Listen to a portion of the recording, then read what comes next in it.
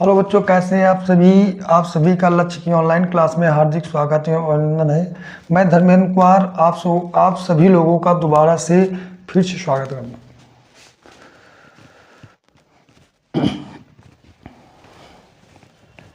Hello बच्चों, कैसे हैं आप सभी का मैं धर्मेंद्र कुमार लक्ष्य की ऑनलाइन क्लास में हार्दिक स्वागत एवं अभिनंदन करता हूं।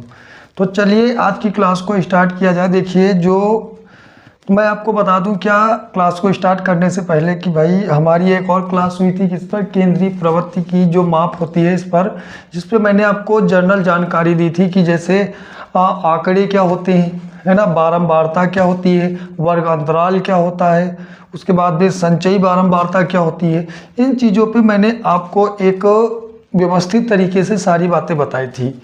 और बताने के बाद में जैसे ही हमारी क्लास लास्ट में पहुंची, अचानक से टेक्निकल समस्या आ गई और क्लास मुझे वहीं पे एंड करनी पड़ी। तो मैं आशा को हाथ लगाऊंगा कि भाई मैं कह नहीं सकता, लेकिन कोई टेक्निकल समस्या ना आए जिससे आपकी ये पूरी क्लास हो पाए। तो चलिए आज क्लास को स्टार्ट करते थे। जहाँ से मैंने आपको छोड़ा था वहीं से आगे बढ़ेंगे, ठीक है। तो मैंने आपको क्या पढ़ाया था कि जो वर्ग अंतराल होता है वो दो प्रकार का होता है, एक समावेशी टाइप का था और दूसरा अपवर्जी टाइप का था। एक में मैंने आपको क्या समझाया था कि एक में ओवरलैपिंग होती है। ओवरलैपिंग का मतलब क्या कि जैसे 9 पे ख़त्म हुआ तो अगला जो होगा 9 पर ही स्टार्ट होगा।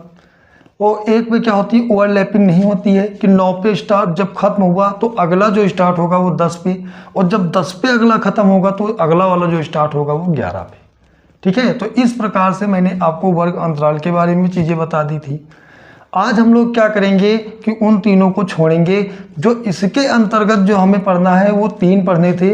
एक आपको पढ़ना था समांतर माध्य, एक पढ़ना था माध्यिका और जो तीसरा पढ़ना था बहुलक, ठीक है। 3 आपको पढ़ने हैं। तो पहला जो इसमें आता है वह आता है समांतर माध्य।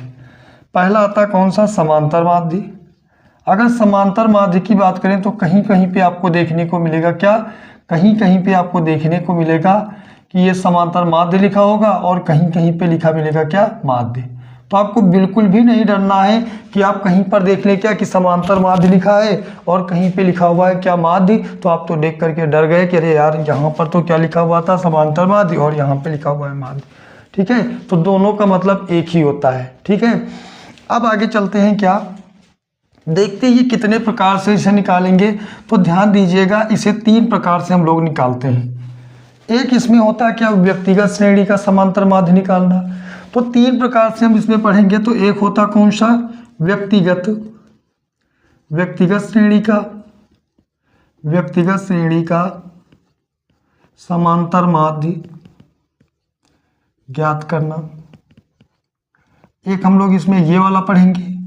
और जो दूसरा पढ़ेंगे वो आपका होता है खंडित श्रेणी का समांतर माध्य ज्ञात करना, समांतर माध्य ज्ञात करना। 2 हो गए। और जो तीसरा होता है उसे कहते हैं सतत श्रेणी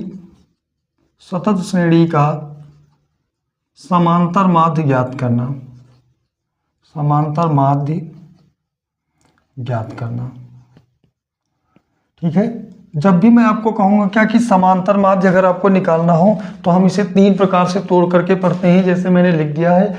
एक मैंने आपको कौन सा बताया है, एक हम लोग पढ़ेंगे कौन से व्यक्तिगत जो श्रेणी का समांतर माध्य कैसे निकालते हैं, दूसरा होगा खंडित श्रेणी का समांतर माध्य कैसे निकालते हैं, और तीसरा होता है सतत श्रेणी का समांतर माध्य कैसे ज्ञात करते हैं, ठीक है। तो परेशान होने की कोई ज़रूरत नहीं। जैसे जैसे हमारी क्लास आगे बढ़ेगी वैसे वैसे ये आपके जो पॉइंट है ना, ये तीनों ये आपके क्या हो जाएंगे, क्लियर हो जाएंगे, ठीक है। तो आज जो पहले हम लोग सबसे पहले पढ़ेंगे कौन सा, कि जो व्यक्तिगत श्रेणी का समांतर माध्य होता है उनको कैसे निकालते हैं। फिर जब अगली क्या होगी कि इसके क्वेश्चन में लगभग 8 से 10 या 12-13 क्वेश्चन करवा दूंगा। उसके बाद में क्या करेंगे, खंडित श्रेणी के इतने ही क्वेश्चन, फिर लास्ट में सतत श्रेणी के क्वेश्चन को मैं आपको करवा करके जो आपका समांतर माध्य वाला जो भी पोर्शन है उससे मैं पूर्ण करवा दूंगा। फिर उसके बाद में आगे पढ़ेंगे, फिर माध्यिका के बारे में, फिर बहुलक क्या होता है इसके बारे में पढ़ेंगे, ठीक है। तो चलिए आज हम लोग स्टार्ट करेंगे क्या कि जो समांतर माध्य होता है कौन सा, व्यक्तिगत श्रेणी का, उसके क्वेश्चन किस टाइप के बनते हैं इस पे हम लोग चर्चा करने वाले, ठीक है। तो पहला हमारा आज कौन सा टॉपिक रहेगा, आप समझ गए हो ना, कौन सा, व्यक्तिगत श्रेणी वाला आज हम लोग पढ़ने वाले हैं। तो जब व्यक्तिगत श्रेणी की बात आती है तो क्वेश्चन किस टाइप की बनते हैं आपको ध्यान देना है। अच्छा, समांतर माध्य में मैं आपको कुछ चीज़ें और भी बता दूं कि इसका फार्मूला क्या होता है।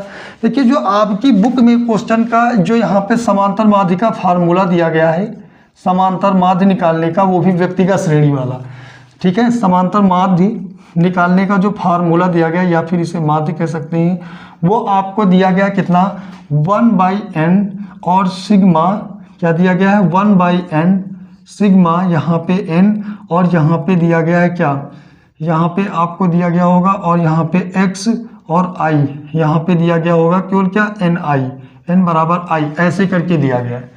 तो देखो, ये देखने में क्या है, बहुत ही खतरनाक टाइप का लग रहा है, तो आपको ये वाला नहीं तैयार करना है। मैं आपको जो बताता हूँ आप उससे चलोगे तो ज़्यादा बेहतर रहेगा।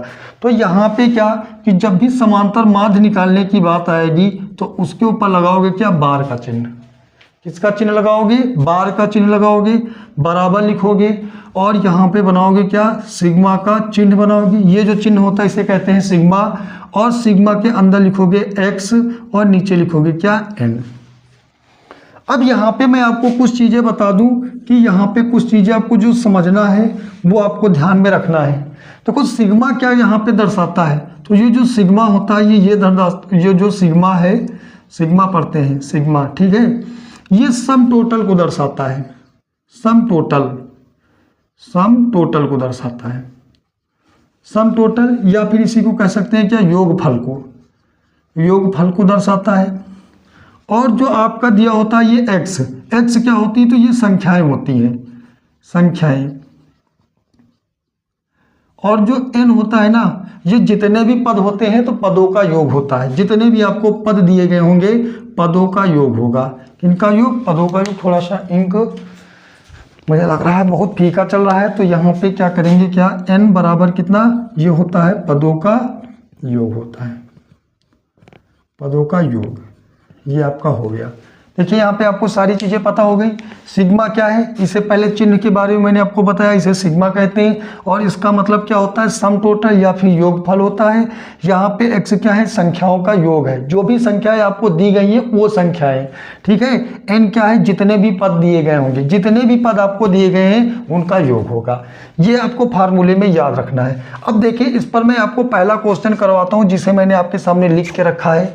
यह कह रहा है कि किसी छात्र के 5 विषयों के, है ना, 5 विषयों के प्राप्तांकों का माध्य, यहाँ पे क्या होना चाहिए था, का, यहाँ पे का होना चाहिए था, का माध्य दिया गया है कितना, 72।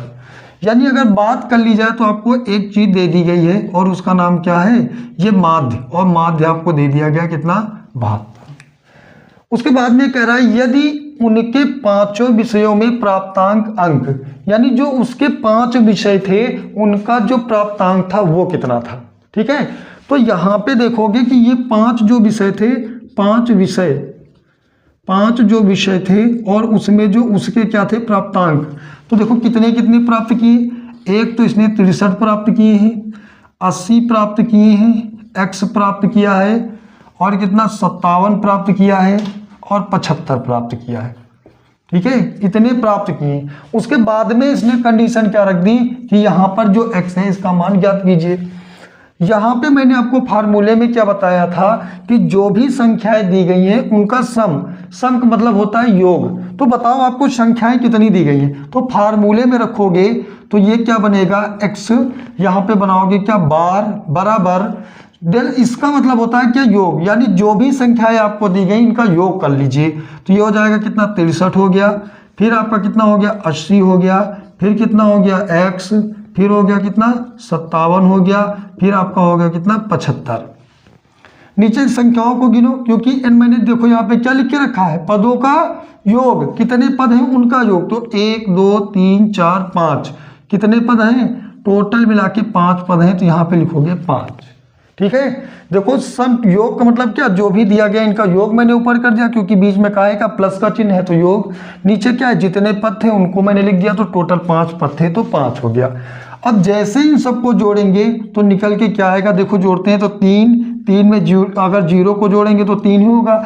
ये देखो x वाला है तो x वाला कभी अंक में नहीं जुड़ता है, तो ये अभी तक ये 3 ही है, और 3 और 7 कितना हो गया 10, और 10 और ये वाला यहाँ पे जोड़ेंगे तो 15, 15 के हो गए 5, हासिल आया 1।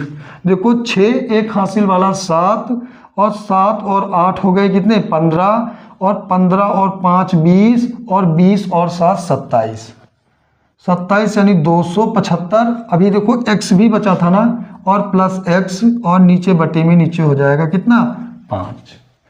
बताइए यहाँ तक आपको सारी बातें क्लियर है कि नहीं। लेकिन आपको कुछ और भी तो चीज़ दिया गया था कि जो माध्य था वो 72 था, तो माध्य के स्थान पे क्या लिखोगे 72 लिखोगे, तो ये हो जाएगा कितना 72 बराबर ये हो गया कितना 275, और प्लस में x नीचे बटे में हो जाएगा 5। ये इधर आएगा तो गुणे में हो जाएगा, और जैसे ये गुणे में होगा तो ये 72 गुणे में 5 और बराबर हो जाएगा 275 और प्लस x।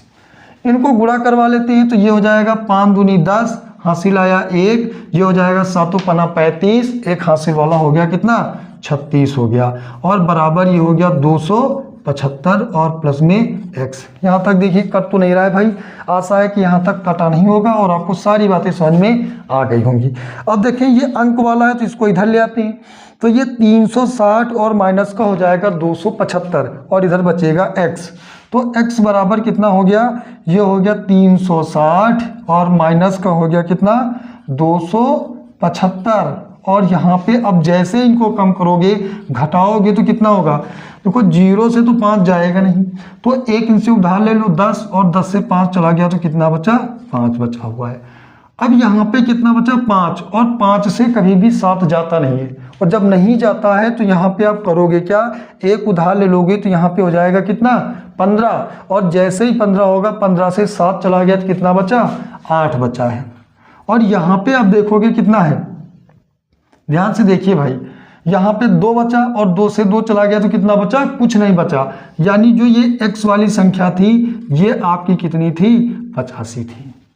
बताइए यहाँ तक आपको कोई समस्या है, तो आप कहोगे जी सर यहाँ तक कोई समस्या नहीं है, सारी बातें एकदम अच्छे से समझ में आ गई हैं, है ना, सारी बातें आपको अच्छे से समझ में आ गई होंगी। एक बार मैं इस क्वेश्चन को दोबारा से बता देता हूँ, क्योंकि ये आपका पहला क्वेश्चन। मैंने क्या कहा था कि जो भी चीज़ें क्वेश्चन इसमें दी गई उनको लिख लेना है। तो समांतर माध्य या माध्य का जो फार्मूला होता है वो 1/n जो आपको बुक में दिया गया, सिग्मा उसके ऊपर n बराबर i और x और i, ये दिया हुआ होता है आपकी बुक में। लेकिन मैंने इसमें थोड़ा सा संशोधन कर दिया, आपको लिखना है क्या, x के ऊपर क्या बार, इसे पढ़ते हैं बार, बराबर सिग्मा, और सिग्मा के अंदर x और बटे में n। और जो ये सिग्मा आता है ये किसको दर्शा देता है, तो ये सिग्मा सम टोटल को दर्शाता है, इसका मतलब योग को दर्शाता है, हिंदी में क्या कहते हैं योग। और यहाँ पे जो आपका n आता है ये पदों की संख्या को दर्शाता है, जो x है वो आपकी संख्याएं हैं, ठीक है, जो भी दी गई हो। अब यहाँ पे देखो जैसे 5 संख्याएं दी गई ना, यही जो संख्याएं थी ये x थी, और जो सिग्मा दर्शा रहा था वो कह रहा था इनका क्या कर लो, योग कर लो, और जो n दर्शा रहा था इनको गिनना 1 2 3 4 5, तो यहाँ पे देखोगे n क्या है, पदों का योग है, ठीक है। और जब यहाँ पे समांतर माध्य लिखा था, ये समांतर माध्य, तो इसका भी मान इसने कितना दे दिया है, 72 दे दिया है। मैंने क्या किया, इसी फार्मूले में ये सारी चीज़ें जो दी गई हैं मैंने लिख दिया। देखो इसका समांतर माध्य 72 दिया था, तो मैंने यहाँ पे देखो यहाँ पे नहीं लिखा था तो मैंने यहाँ पे लिख दिया, ठीक है। तो एक काम करते हैं क्या कि मैं यहाँ पे लिख देता हूँ ताकि आपको परेशानी ना हो। तो यहाँ पे कितना था 72 यानी 72 था, तो मैंने लिख दिया 72, ठीक है। तो समांतर माध्य के स्थान पे मैंने 72 लिख दिया। उसके बाद जो भी संख्याएं दी गई हैं उनका योग देखो यहाँ पे लिखा है ना, तो संख्या कितनी थी 63, वो 80 थी तो 80, x है तो x, 57 है तो 57, 75 है तो 75। उसके बाद में बटे था तो मैंने बटे कर दिया, और पदों को गिनना है कितने थे, 1 2 3 4 5, तो मैंने 5 लिख दिया। उसके बाद में जब इसमें प्लस का चिन्ह है तो इनको जोड़ोगे, और जब सबको जोड़ोगे तो ये आएगा 275 और प्लस हो जाएगा x, क्योंकि जो x होता है ना वो क्या है, ये आपका एक अचर पद है, तो इसको अलग ही रखना पड़ेगा, ठीक है, ये इसमें नहीं जुड़ेगा, तो अलग कर दिया। नीचे 5 था तो 5, फिर आगे क्या करोगे कि ये 72 बराबर ये आया, अब ये भाग भी इधर आएगा तो गुणे में, जब गुणा करेगा तो आएगा कितना 360, और इधर आपका कितना बचा हुआ है 275 और प्लस x। अब देखो ये वाला बड़ा है तो ये वाला छोटा, तो इसको इधर लाएंगे क्योंकि मुझे क्या करनी है x की वैल्यू फाइंड करनी है, यानी निकालना है वैल्यू। तो इस वाले को इधर लेके आओगे तो 360 माइनस का 275, और जब घटाओगे तो x बराबर 85 आ जाएगा। तो ये था आपका कौन सा, जो आपका व्यक्तिगत श्रेणी का जो समांतर माध्य या माध्य होता है उसका पहला क्वेश्चन था। ये आपकी समझ में आया होगा। अब यहाँ पे क्या करेंगे, इसी पे आधारित और भी क्वेश्चन मैं आपको करवाता हूँ जिससे ये टॉपिक आपका क्लियर हो जाएगा। तो देखते हैं क्या अगला क्वेश्चन कह रहा है कि 1 से 10 तक की धनात्मक विषम संख्याओं का समांतर माध्य ज्ञात कीजिए। अगला क्वेश्चन क्या कह रहा है, स्क्रीनशॉट आप कर लें भाई, ठीक है, आशा है आपने कर लिया होगा। फिर हम लोग आगे बढ़ जाते हैं। अगला क्वेश्चन क्या कह रहा है, कह रहा है 1 से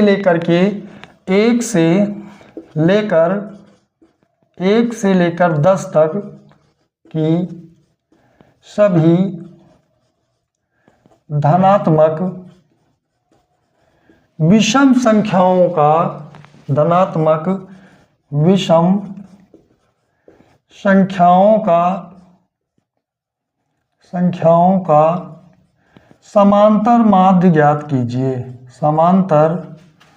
माध्य ज्ञात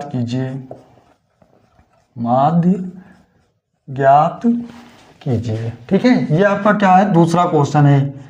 ये आपका दूसरा क्वेश्चन है और ये किस पर आधारित है, तो ये आपका आधारित है किस पर, व्यक्तिगत श्रेणी पर आधारित है। तो दूसरे क्वेश्चन को भी वैसे ही लगाना है। फर्क आपका क्या हो जाएगा भाई, फार्मूला तो वही रहेगा, फार्मूला तो आपका वही रहने वाला जो आपके सामने लिखा हुआ है। तो सीधे यहाँ पे मैं इसको इरेज कर देता हूँ, जो आपके सामने क्वेश्चन ये आया है इसको भी सॉल्व कर लेते हैं।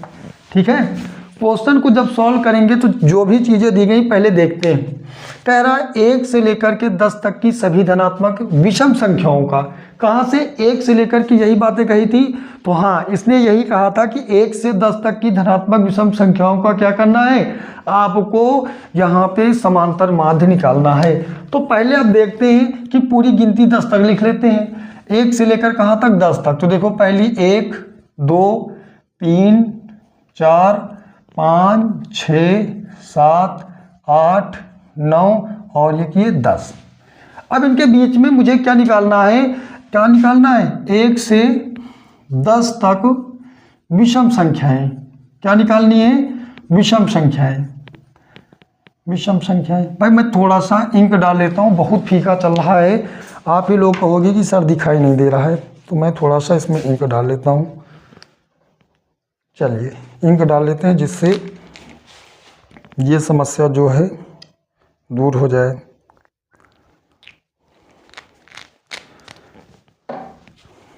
तो आप लोग सम और विषम के बारे में तो जानते ही होंगे, है ना। तो 1 से 10 तक क्या निकालनी है, विषम संख्याएं या फिर संख्याओं के बारे में देखते हैं कौन कौन सी आती हैं। तो ध्यान देंगे क्या कि इसमें देखो कौन सी आई, पहली इसमें 1 है और कौन सी 2 यहाँ पे नहीं है, तो फिर कौन सी है, 3 है, फिर 4 नहीं है तो फिर कौन सी 5 है, देखो 5 हो गई, फिर 6 नहीं है तो फिर कौन सी होगी, 7 है, 7 के बाद 8 नहीं है तो फिर 9। अब सम और विषम का क्या मामला होता है, सम का मतलब ये होता है कि जो 2 के पहाड़े में आता हो, और विषम का मतलब ये होता है कि जो 2 से ना करता हो। तो आप देखिए क्या 1 आता है, नहीं, 2 आता है, फिर 3 नहीं आता है, फिर 4 आता है, फिर 5 नहीं आता है, 6 आता है, फिर 7 नहीं आता है, 8 आता है, फिर 9 नहीं आता है, फिर 10 आता है। तो 10 ही तक मुझे चाहिए था तो वो मिल गए। अब उसने क्या कहा, इनका समांतर माध्य ज्ञात कीजिए। तो समांतर माध्य निकालने का फार्मूला आपका क्या होता है कि समांतर माध्य बराबर समांतर माध्य बराबर होता है ये पदों का योग बटे में आप लिखोगे क्या, पदों की संख्या। ये वही चीज़ है भाई जो यहाँ पे आपने लिखा था, या फिर आप लिख सकते हो क्या, जो भी चीज़ें मैंने आपको बताई थी सिग्मा x और नीचे लिखोगे क्या n। चाहे ये लिख लीजिए। भाई यहाँ पर भी तो आप योग ही तो करते थे, तो यहाँ पर भी योग करोगे तो योग में लिखोगे क्या, यहाँ पे दिया गया कितना 1 है, फिर कितना दिया गया 3, इनका योग कर लो, 3 दिया गया तो 3 लिखोगे, फिर आपको क्या दिया गया है 5 तो 5 कर लीजिए, फिर 7 है, फिर 9 है, 1 2 3 4 5, क्योंकि पदों की कह रहा क्या, पदों की संख्या, 1 2 3 4 5 कितने पद हैं, 5 पद हैं, टोटल 5 पद। देखो आप सबको जोड़ो, देखो यहाँ पे जोड़ोगे 1 में 3 को तो 4, और 4 में जैसे ही आप 5 को जोड़ोगे तो 9, और 9 में 7 को जोड़ोगे तो कितना, 9 1 10 और 10 6 16, और 16 में जैसे ही आप 9 को जोड़ोगे ये हो जाएगा 25, और 25 बटे हो जाएगा 5, और 5 से इसको कट करोगे तो 5 में 25, यानी जो समांतर माध्य निकल के आ गया है ना भाई साहब, समांतर माध्य निकल के आया है प्यारे बच्चों, वो निकल के आ गया 5, और यही जो 5 होगा ना ये आंसर हो गया। बताओ मज़ा आया कि नहीं आया? इतना आसान है भाई इसको हल करना, एकदम हलवा क्वेश्चन है ना, एकदम मज़ेदार क्वेश्चन था। जैसे ही आप देखो और फटाफट इसे क्या करोगे, ख़त्म कर दो, है ना। बातें समझ में मेरी आ रही होंगी। अब यहाँ तक क्या किया है कि जो भी चीज़ें थी एकदम क्लियर थी। एक बार मैं देख लूँ कि अब वीडियो सब कुछ क्लियर है कि नहीं। अच्छा थोड़ा सा कट रहा है, मैं थोड़ा सा इसे सही कर लेता हूँ भाई। हाँ अब ठीक है ना, चलिए अब कुछ सब कुछ बढ़िया दिख रहा होगा। ये क्वेश्चन आपका हो गया, और भी क्वेश्चन मैं करवा देता हूँ, ठीक है। आज मैं एक और क्वेश्चन ले लेता हूँ, चलिए इसको आप नोट कर लें या स्क्रीनशॉट कर लें, या फिर वीडियो को रोक लें और इसको नोट करेंगे। मैं अगले क्वेश्चन को, इधर आप नोट करते रहिए, तब तक मैं अगले क्वेश्चन को यहाँ पे लिख देता हूँ। अगला क्वेश्चन आपका क्या है, ये कह रहा है क्या, कह रहा है 8 संख्याओं का समांतर माध्य 12 है। कह रहा है 8 संख्याओं का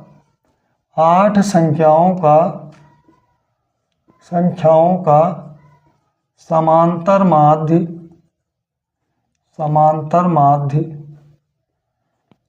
12 है, ठीक है।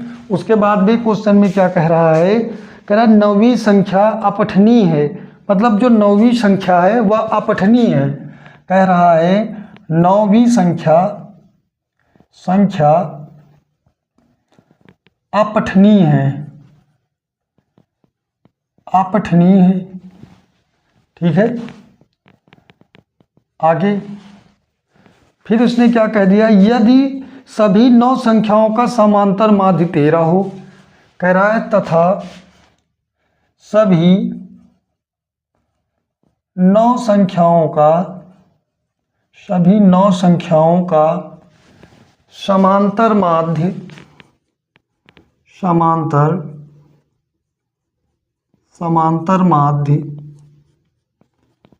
13 हो। कितना हो, समांतर माध्य 13 हो। तो क्वेश्चन क्या कह रहा है, तो अपठनीय संख्या ज्ञात कीजिए। तो अपठनीय संख्या ज्ञात कीजिए। ये आपका क्या है, अगला क्वेश्चन है। जो क्वेश्चन नंबर ये आपका कौन सा है, 3 है। यहाँ पे कौन सा होगा, क्वेश्चन नंबर 3, ठीक है। ये आपको मैं इरेज कर देता हूँ, और इस क्वेश्चन को भी हम लोग क्या करते हैं, फटाफट कर लेते हैं और समझ लेते हैं कि भाई ये क्वेश्चन लगेगा कैसे। अब मैंने आपको फार्मूला क्या बताया था, फार्मूले के अकॉर्डिंग चलेंगे। तो फार्मूला क्या कहता है कि समांतर माध्य बराबर क्या होता है, पदों का योग और बटे में नीचे लिखेंगे क्या, पदों की संख्या,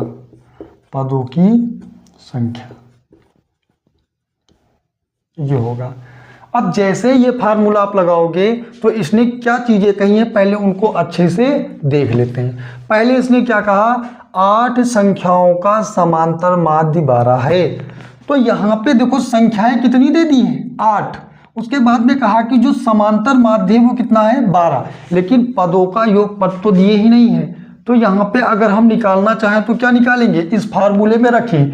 तो जब फार्मूले में आप रखोगे तो यहाँ पे आपको चीज़ों को ध्यान में रखना है। तो यहाँ पे देखो कितना दिया गया समांतर माध्य 12, तो 12 लिख लोगे। उसके बाद में कह रहा है पदों का योग नहीं पता, तो ऐसे ही छोड़ दो, पदों का योग नीचे लिखोगे क्या, पदों की संख्या कितनी दी गई है 8, तो 8 लिख लीजिए। अब ये भाग में इधर आएगा तो गुणे में, तो ये हो जाएगा 12 और गुणे 8 बराबर पदों का योग होगा, पदों का योग हो गया। गुणा कराओ तो 8 दूनी हो जाएगा 16 और हासिल आया 1, 8 इकन्ना में 8, 1 ये 9, यानी जो पदों का योग आया है ना, पदों का योग और कितने 8 का, वो आपको दिया गया है कितना, वो दिया गया है 96। अब दूसरी कंडीशन इसने क्या रख दी है, ध्यान दीजिएगा भाई, ये टोटल कितने का है 8 का योग है, ठीक है। उसके बाद में कह रहा है कि जो 9वीं संख्या है वो अपठनीय है, मतलब जो अगर इसी 8 में एक संख्या को और जोड़ दी जाए तो वो जो है वो अपठनीय है, उसे पढ़ा नहीं जा सकता। और जब ये अपठनीय को जोड़ दिया गया तो कह रहा है कि सभी 9 संख्याओं का समांतर माध्य 13 है। समझ में बात आई कि नहीं है, मतलब इसने ये बात रख दी, इसने कहा कि अगर 9वीं संख्या को भी जोड़ दिया जाए तब इसका जो समांतर माध्य है वह कितना है 13 है। क्या रख दिया इसने, 13 है। तो बातों को समझो। अब फिर से यही फार्मूला आप लगाओगे, तो फार्मूले में इसने क्या कहा कि पहले अपठनीय संख्या के बारे में जाने, तो अपठनीय संख्या नहीं है तो लिखोगे क्या कि 9 संख्याओं का समांतर माध्य, लिखोगे क्या 9 संख्याओं का